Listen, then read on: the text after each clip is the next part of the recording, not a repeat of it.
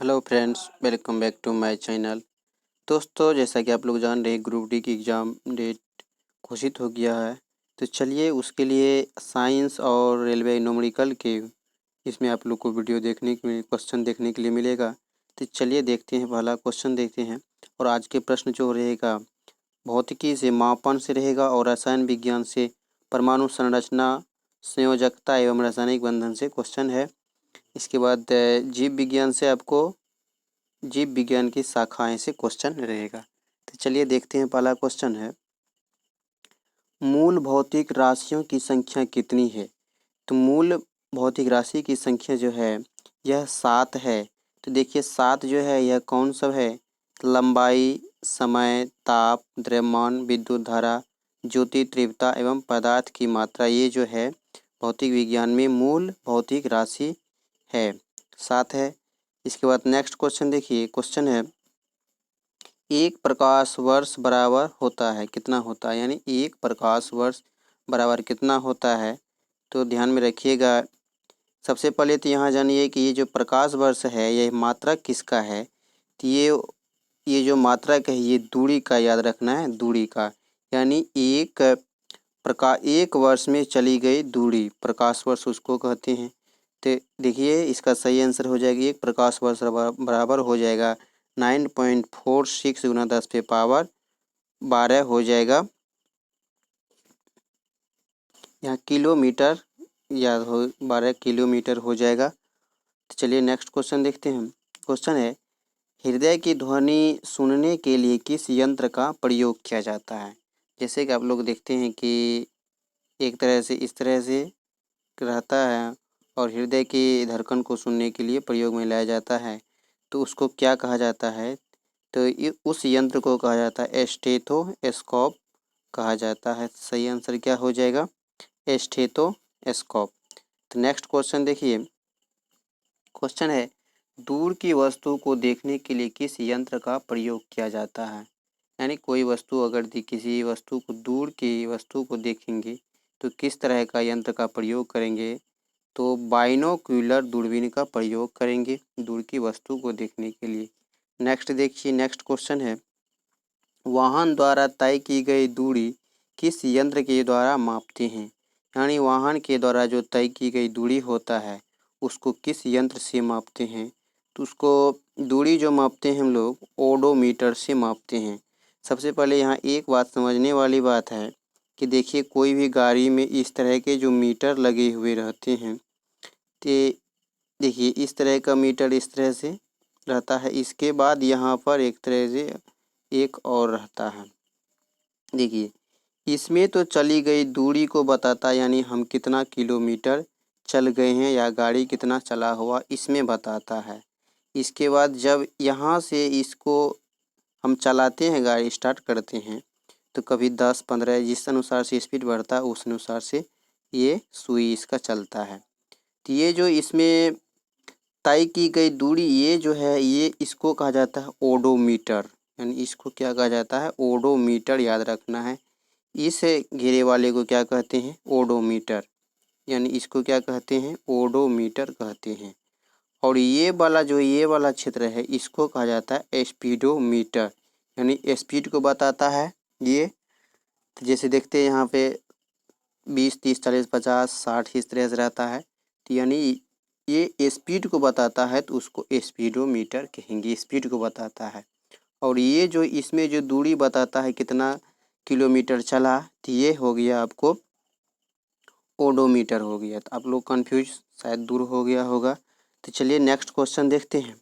Question है कि किस यंत्र के द्वारा मस्तिष्क का विभव मापा जाता है? तो मस्तिष्क का विभव जो मापा जाता है इसका सही आंसर हो जाएगा, मस्तिष्क की बात करेगा तो इलेक्ट्रोइंसेफेलोग्राफ हो जाएगा मस्तिष्क की। यानी EEG भी बोला जाता है, शॉर्ट में EEG याद रखना है, मस्तिष्क। एक होता है EFG, वह जो हृदय की धड़कन का एक ग्राफ लिया जाता है EFG से। चलिए नेक्स्ट देखिए क्वेश्चन। क्वेश्चन अब रसायन से है, प्रोटॉन तथा इलेक्ट्रॉन की संख्या समान प्रोटॉन तथा इलेक्ट्रॉन की संख्या समान रहेगा और न्यूट्रॉन की संख्या भिन्न भिन्न रहती है तो उसे क्या कहा जाता है। देखिए इस तरह क्वेश्चन बहुत ही अच्छे हैं और इम्पोर्टेंट है। तो चलिए इसका देखते हैं सही आंसर क्या होगा। तो उसको कहा जाता है, तो समस्थानिक यानी आइसोटोप कहा जाता है। जैसे देखिए, जैसे कि हाइड्रोजन के 3 समस्थानिक होते हैं। तो पहला देखिए, यहाँ 1 लिखिएगा, यहाँ पर 2 लिखिएगा, फिर है दूसरे में यहाँ पर 1 लिखिएगा, यहाँ पर 1 होगा, यहाँ पर 1 ही होगा। इसके बाद हाइड्रोजन यहाँ पर 1 लिखिएगा, यहाँ पर 2 लिखिएगा। फिर जो है यहाँ पर तीसरे नंबर में हो जाएगा आपको H1 + H3, यहाँ H1 यहाँ 3 हो जाएगा। अब यहाँ देखिए न्यूट्रॉन की संख्या इसमें कुछ नहीं आ रहा है। न्यूट्रॉन की संख्या हम क्या कहते हैं, द्रव्यमान संख्या में से प्रोटॉन की संख्या को घटाते हैं तो न्यूट्रॉन की संख्या निकलता है। तो अब यहाँ देखिए न्यूट्रॉन कितना आ रहा है, 0 आ रहा है। इसमें क्या आ रहा है, 2 में से 1 जाएगा तो 1 न्यूट्रॉन आएगा। इसमें देखिए 3 में से 1 घटेगा, कितना हो जाएगा, 2 न्यूट्रॉन आएगा। तो अब यहाँ देखिए कि न्यूट्रॉन की संख्या भिन्न भिन्न हो रहा है। न्यूट्रॉन की संख्या भिन्न भिन्न हो रहा है। तो यहाँ देखिए न्यूट्रॉन की संख्या भिन्न भिन्न हो रहा है। और प्रोटॉन या इलेक्ट्रॉन की संख्या, प्रोटॉन की संख्या को ही इलेक्ट्रॉन की संख्या कहा जाता है। तो ये देखिए प्रोटॉन की संख्या हो गया, इसको क्या बोलेंगे हम लोग, प्रोटॉन की संख्या। ये क्या हो गया, प्रोटॉन की संख्या या इलेक्ट्रॉन की संख्या बोलेंगे। ये देखिए सभी में क्या है, समान है। इसके बाद देखिए द्रव्यमान संख्या भी इसमें भिन्न भिन्न है। ये इसको क्या कहेंगे, ऊपर वाले को द्रव्यमान संख्या कहेंगे, जो कि ये भी भिन्न भिन्न है। यानी द्रव्यमान संख्या बराबर क्या हो जाएगा, प्रोटॉन की संख्या प्लस न्यूट्रॉन की संख्या। कि द्रव्यमान संख्या बराबर क्या हो जाएगा, प्रोटॉन की संख्या प्लस न्यूट्रॉन की संख्या की क्या बोलेंगे, द्रव्यमान संख्या। द्रव्यमान हम लोग निकाल सकते हैं प्रोटॉन की संख्या और न्यूट्रॉन की संख्या। अब देखिए पी का प्रोटॉन भी निकालिएगा तो यहाँ से A-N हो जाएगा। फिर N निकालिए, न्यूट्रॉन निकालिएगा तो A-P हो जाएगा। इस तरह से इस सूत्र से निकल जाएगा। तो आप लोग इसका स्क्रीनशॉट रख लीजिए और नेक्स्ट क्वेश्चन देखते हैं। क्वेश्चन है, किस मॉडल को आधुनिक भौतिक का आधारशिला माना जाता है। यानी किसी वैज्ञानिक के द्वारा ये मॉडल दिया गया था, इसमें कि आधुनिक भौतिक का आधार उस मॉडल के द्वारा माना जाता है। तो इसका सही आंसर होगा नील्स बोर के द्वारा जो मॉडल दिया गया था, ये आधुनिक भौतिकी के आधारशिला माना जाता है। तो चलिए नेक्स्ट क्वेश्चन देखते हैं। क्वेश्चन है, रासायनिक यौगिक की सबसे छोटी इकाई कौन सी है। तो देखिए सबसे पहले यहाँ यौगिक की बात हो रहा है, तो यानी यौगिक की बात हो रहा है तो इसमें क्या हो जाएगा, अणु हो जाएगा, जो कि एक स्वतंत्र अवस्था में रह सकता है। अणु क्या होगा, यह एक स्वतंत्र अवस्था में रह सकता है। तो इसमें सबसे छोटी, सही इसका आंसर हो जाएगा अणु हो जाएगा। अब यहाँ देखिए कि अगर यदि पूछेगा सबसे छोटी, किसी तत्व का सबसे छोटी इकाई क्या होगा, जब तत्व पूछेगा तो होगा वहाँ क्या, परमाणु। वहाँ क्या होगा, परमाणु। एक बात याद रखना है, परमाणु जो ये स्वतंत्र अवस्था में नहीं रहेगा, स्वतंत्र अवस्था में परमाणु नहीं रहेगा। अब यहाँ एक क्वेश्चन और आता है कि परमाणु छोटा कि अणु छोटा। इसमें सबसे छोटा क्या होगा, परमाणु होगा, क्योंकि परमाणु जो है अणु के कई अणु के मिलने से परमाणु का निर्माण होता है। यानी तत्व के सबसे छोटा कण क्या हो जाएगा, परमाणु, याद रखना है। और यौगिक के सबसे छोटा कण क्या हो जाएगा, अणु हो जाएगा। अब देखिए तत्व अगर कोई लेंगे तो सोडियम, ये क्या है, तत्व होगा। अब मान के चलिए यौगिक की बात करते हैं तो NaCl, ये क्या है, ये यौगिक है। क्योंकि यौगिक जो है 2 या 2 से अधिक तत्व मिलकर बनता है, यौगिक का निर्माण होता है। और जो है तत्व हमेशा एक ही तरह के परमाणुओं से मिलकर होता है। उसका कितने भी सबसे छोटा से भी छोटा टुकड़ा क्यों न करेंगे तो वो एक ही प्रकार के परमाणु उसमें पाए जाएंगे। आशा करते हैं आप लोग समझ गए होंगे। नेक्स्ट क्वेश्चन देखिए, क्वेश्चन है लोहे में जंग लगना किस प्रकार की अभिक्रिया है। तो लोहे में जो जंग लगता है यह किस प्रकार की अभिक्रिया है, ये किस प्रकार की अभिक्रिया होगा, अभिक्रिया है। तो यह किस प्रकार का अभिक्रिया है, तो याद रखना है ये लोहे में जो जंग लगता है यह एक ऑक्सीकरण अभिक्रिया है। किस तरह का अभिक्रिया है, ऑक्सीकरण अभिक्रिया है।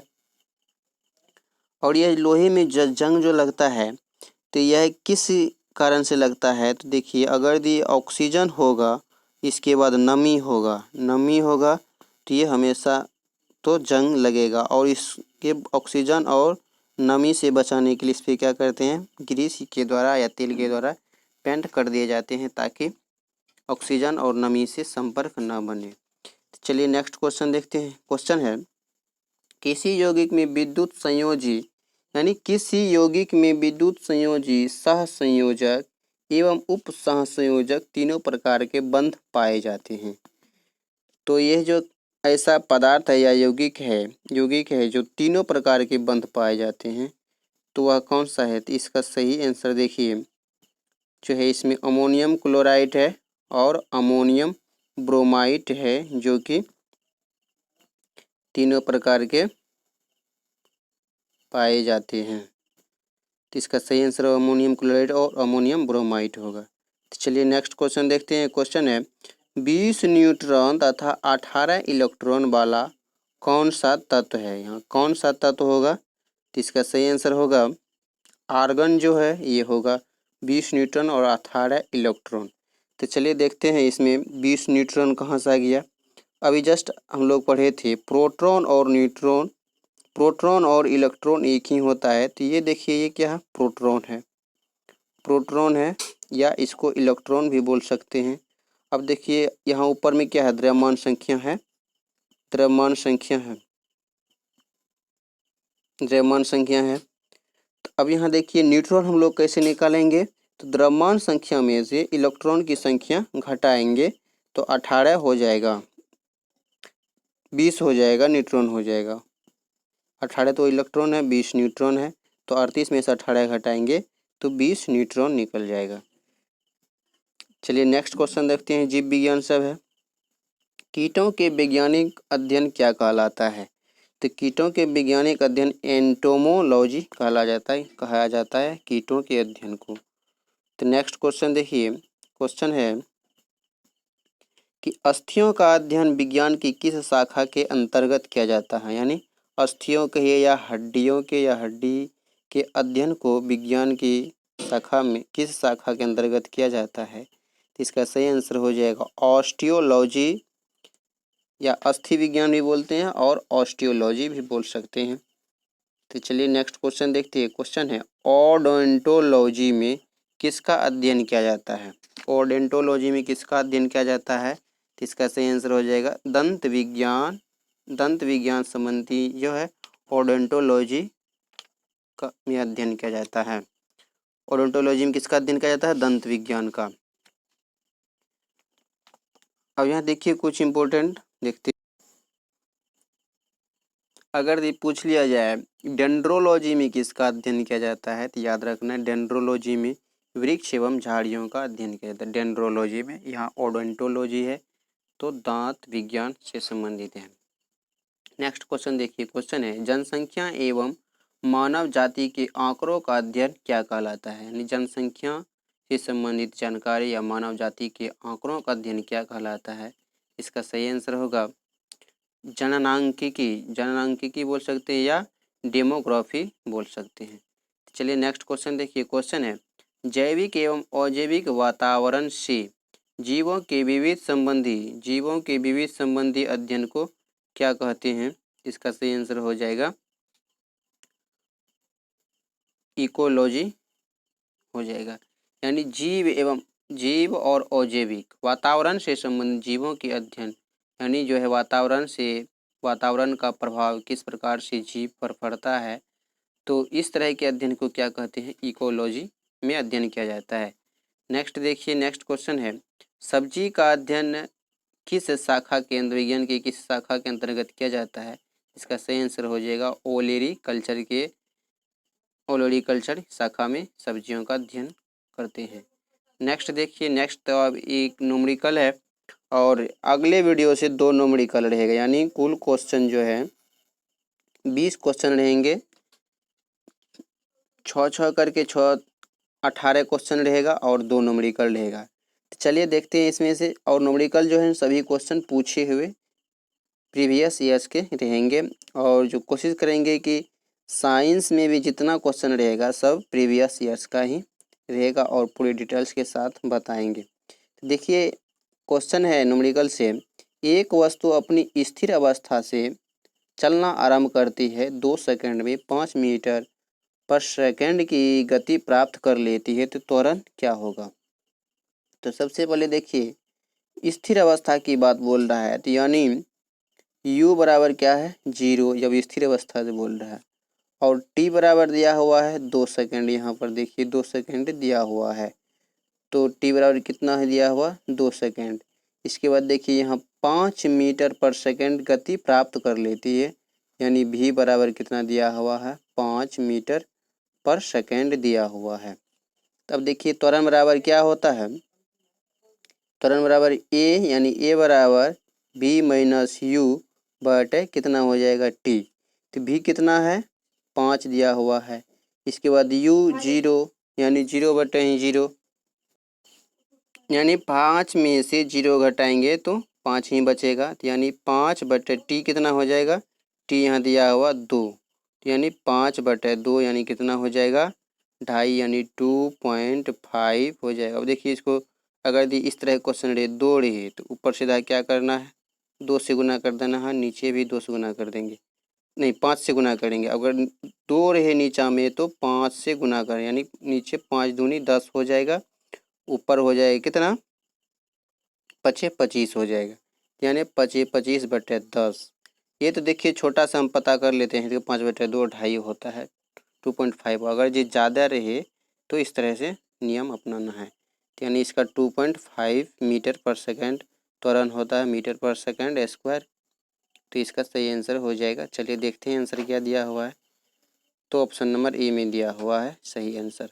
तो चलिए दोस्तों, आप लोग आशा करते हैं आप लोग को वीडियो देखने के लिए धन्यवाद, और आप लोग को वीडियो पसंद आता है तो लाइक ज़रूर करें और शेयर भी करें ग्रुप में। तो चलिए मिलते हैं, बताइएगा ज़रूर कमेंट करके कि वीडियो कैसा लगा, और आगे भी बनाते रहेंगे। तो चलिए मिलते हैं नेक्स्ट वीडियो में, तब तक के लिए व्यस्त रहें, मस्त रहें, स्वस्थ रहें। जय हिंद।